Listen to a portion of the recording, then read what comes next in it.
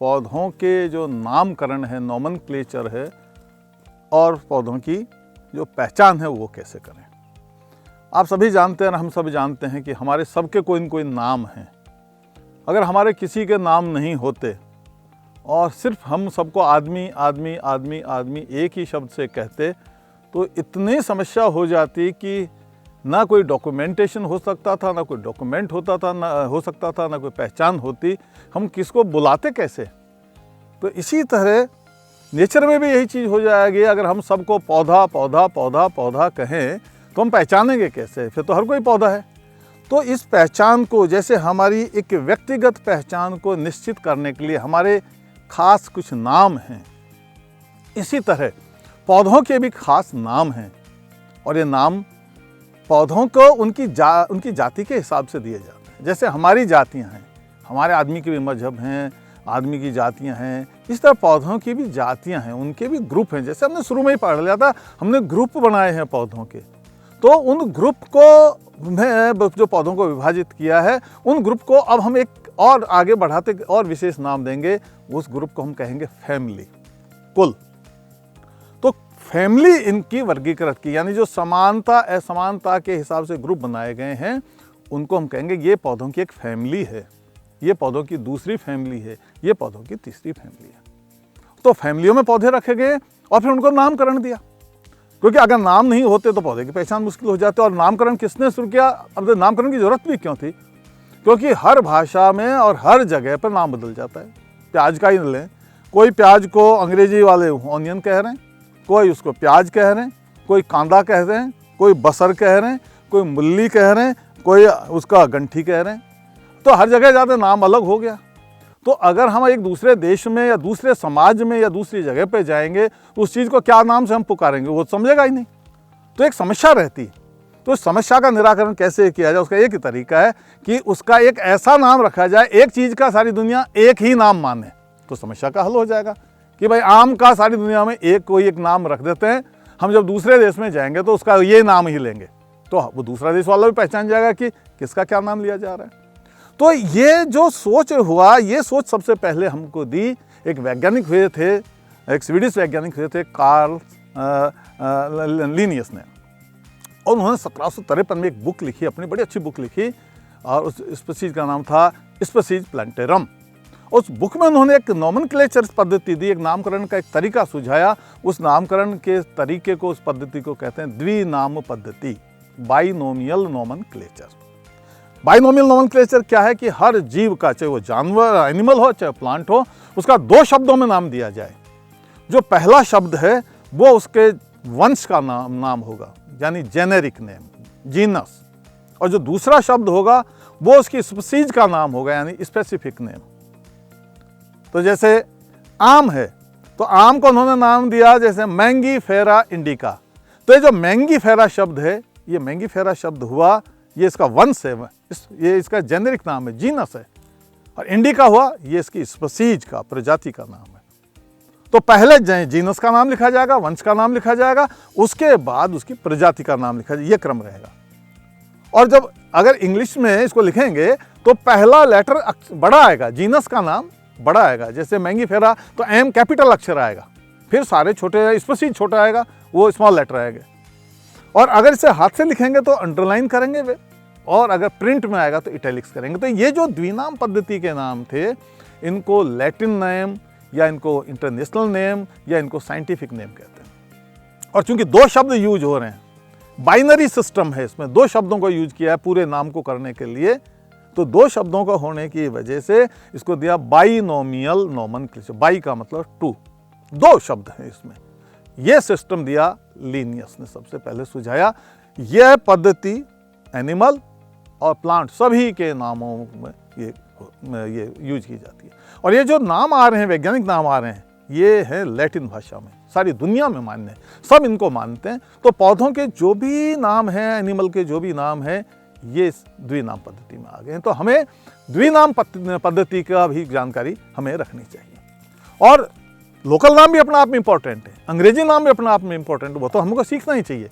लेकिन लोकल यानी स्थानीय या हमारी हिंदी का या हमारी जो भी भाषा है या जो भी हमारी बोली है, उस बोली में उस पौधे या एनिमल को क्या करें वो तो हमें सीखना ही है, और उसका इंग्लिश नेम भी हम सीख सकते हैं, अच्छी बात है। लेकिन हमको अगर इनके लैटिन नेम आते हैं, साइंटिफिक नेम आते हैं, तो सोने में सुहागा, हम उस चीज़ को बहुत आसानी से समझ सकते हैं।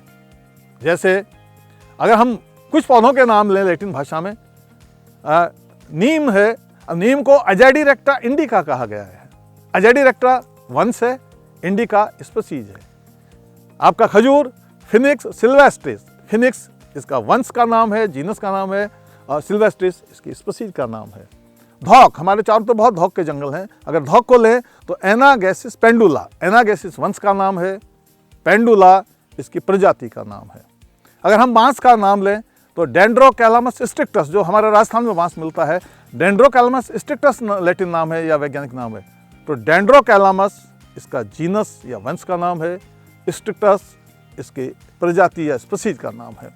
ऐसे हर चीज़ के, फसलों से लेके हॉर्टिकल्चर से लेकर वाइल्ड जितने प्लांट हैं, सबके वैज्ञानिक नाम हैं। और ये जो नॉमेनक्लेचर जैसा मैंने कहा, ये हमें शुरू में हो सकता है कठिन लगे, लेकिन जैसे हम हमारी क्लास में जब जाते हैं पहले दिन और क्लास में 50 बच्चे हैं, हमें किसी का भी नाम याद नहीं रहता है और हमको लगता है कि ये सब अनजान हैं, लेकिन 6 महीने बाद हर बच्चे का हमें नाम याद हो जाता है। उसका चेहरा देखकर हम तुरंत पहचान लेते हैं कि ये कौन सा अपना साथी है।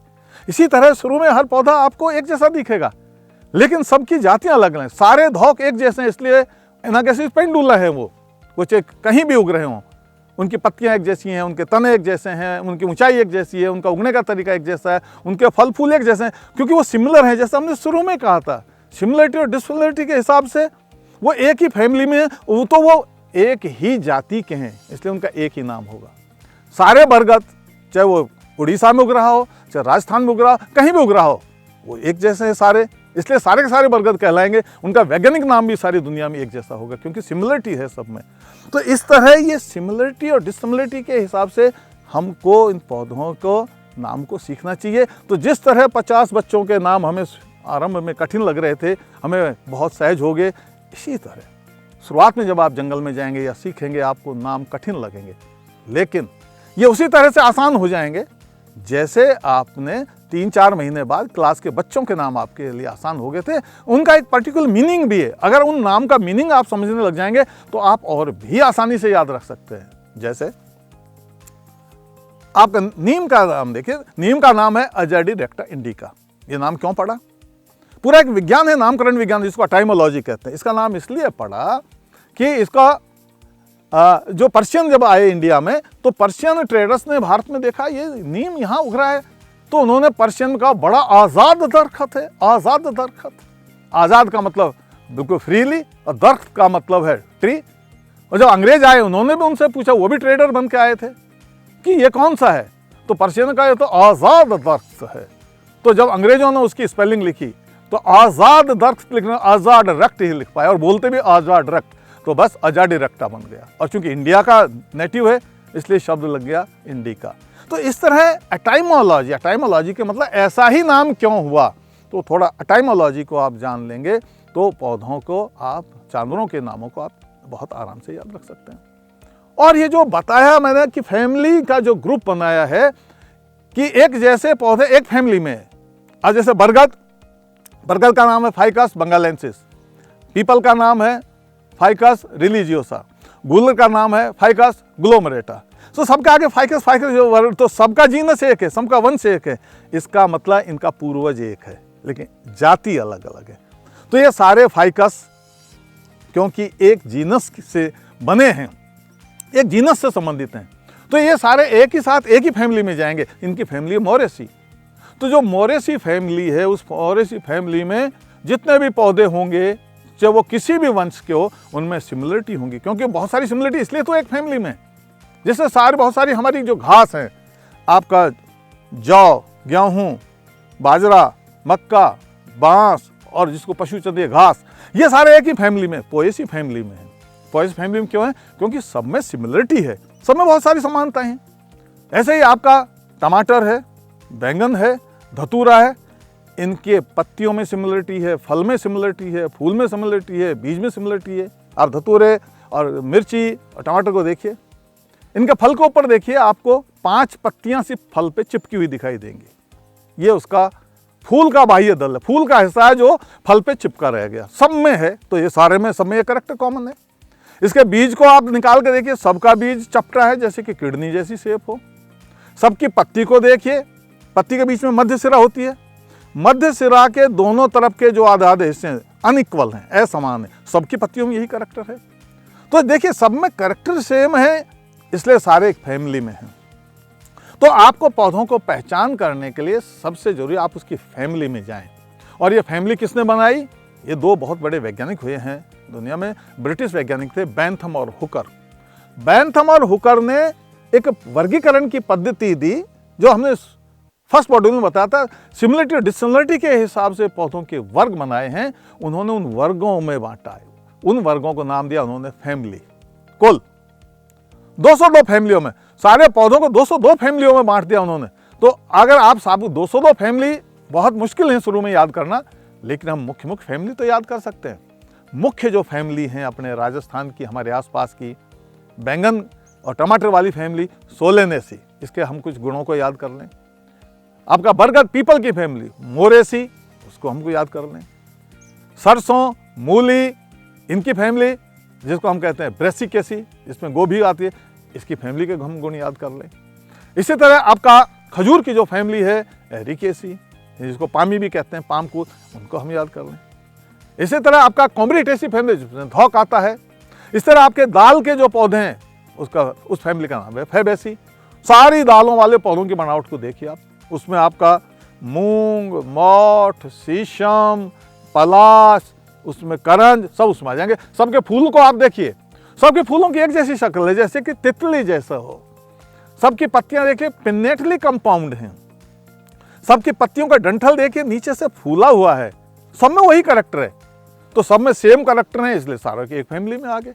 तो आप फैमिली को, ये जो 202 फैमिली में से आप मुख्य 5-10 फैमिली को प्रारंभ में उनके गुणों को याद करें, और उन गुणों को ध्यान में रखते उस फैमिली में जो पौधे आ रहे हैं आप उनको याद करें, उनके वैज्ञानिक नामों के साथ याद करें, तो ये आपको नाम बहुत आसानी से याद हो जाएंगे। अब ये पौधों का नाम कहाँ से मिलेगा, कैसे पहचाने? इसके कई स्रोत हैं। आप किसी जानकार व्यक्ति से कि इस पौधे का क्या नाम है, वैज्ञानिक नाम क्या है। स्थानीय नाम तो आप किसी स्थानीय लोग से पूछ लीजिए कि आप इस पौधे को क्या कहते हैं। उस स्थानीय नाम को लेकर आप जो भी पौधों के जानकार हैं, वनस्पति विज्ञान को समझने वाले हैं, या नज़दीकी कोई भी वन विभाग का आदमी, उससे कि ये स्थानीय नाम इस पौधे का ये है, हम इसको वैज्ञानिक भाषा में क्या कहते हैं, आप उसको सीख सकते हैं। दूसरा, आप उस जिले का जो वर्किंग प्लान है, कार्य योजना, ये 10 साल का एक डॉक्यूमेंट है जो हर जिले का वन विभाग बनाता है। उस कार्य योजना में स्थानीय नाम के साथ में वैज्ञानिक नाम भी दिया हुआ होता है। आप उस स्थानीय नाम के साथ उस वैज्ञानिक नाम को आप आराम से ढूंढ सकते हैं। और आजकल बहुत अच्छी फील्ड गाइड आने लग गई हैं। उन फील्ड गाइड में सचित्र उस पौधे का चित्र, रंगीन चित्र भी है और उसके कुछ गुण भी दिए हुए हैं। तो उन रंगीन चित्र गुण के हिसाब से उसको देखकर आप पौधे को पहचान सकते हैं। जैसे एक बहुत सुंदर एक पुस्तक है ट्रीज ऑफ सेंट्रल इंडिया, जो कि प्रदीप किशन जी की लिखी हुई है। आप इस बुक को अगर देखें तो उस किसी भी पौधे का छाल का रंग कैसा है, छाल कैसी दिखती है, पौधे की हाइट कैसी है, पौधे की बनावट कैसी है, फूल का भी फोटो है, फूल का साइज भी दे रखा है। तो इस तरह से ये जो पिक्टोरियल जो चीज़ें दी हुई हैं, क्योंकि जो परंपरागत फ्लोरा है वो पिक्टोरियल नहीं है, वो टेक्सचुअल है। टेक्सचुअल का मतलब पौधे का वर्णन दिया गया है।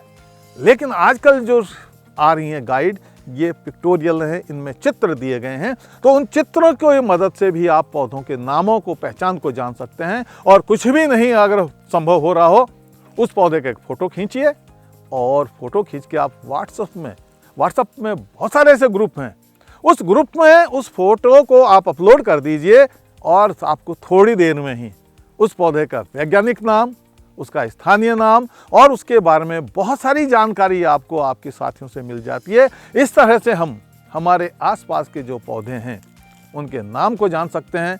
और उनको बार बार देखने से, जैसे हम अपने साथियों को जो बार बार देखते हैं तो वो चाहे 10 साल बाद भी मिलते हैं, हम तुरंत पहचान लेते हैं कि इसका नाम ये है, ये मेरा फलाना दोस्त है। इसी तरह आपके आसपास जो भी हर्ब है, शर्ब है, ट्री है, उसको आप सर्दी में देखिए, सर्दी में कैसा दिखता है। गर्मी में देखिए वो कैसा दिखता है, वर्षा में देखिए वो कैसा दिखता है, उसका जब फूल आ रहे हैं उस समय देखिए फूल वो कैसा दिखता है, और जब पत्तियां झड़ जाएं उस समय देखिए कैसा दिखता है। हम उसको अगर अलग अलग, जैसे हम हमारे दोस्तों को अलग अलग वस्त्रों में देखते हैं और फिर भी पहचान लेते हैं, उसी तरह ऋतुओं के हिसाब से पौधों की जो पत्ती छोड़ देने या पत्ती नहीं छोड़ देने में कैसे दिखते हैं, फूल आने या फूल नहीं रहने पर कैसे दिखते हैं, उन तरह तरह की मुद्राओं को हम देख लेते हैं तो हमें उनका चित्र याद रहता है, और इस तरह हम पौधों को पहचानने का काम बड़ी आसानी से कर सकते हैं। बहुत बहुत धन्यवाद। Thank you.